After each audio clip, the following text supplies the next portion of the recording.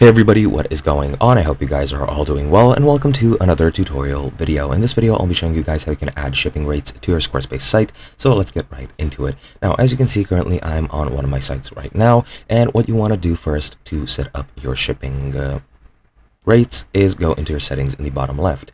From here, you want to go to the selling tab, which is the fourth from the top, then scroll down until you get to shipping. And if I go here, as you'll see, I already have some shipping options, but I'll show you guys how you can add more to this. You can also set pickup options as well as local delivery and fulfillment profiles.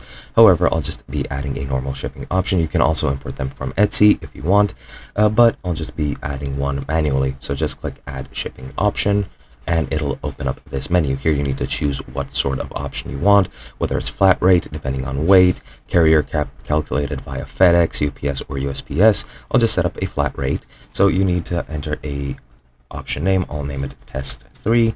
Per order fee, I'll set it to $10. Per fee per item, I'll set it to $2. And you can also set up shipping zones. I'll just enter something random such as Curacao, and that is it. Now if I click save, it'll open up here and it'll appear as you can see over here.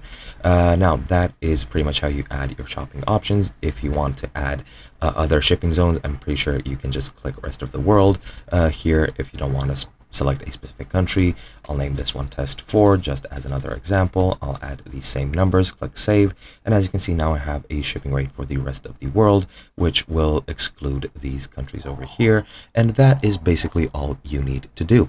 Hope you guys enjoyed, and I'll be seeing you guys in another video.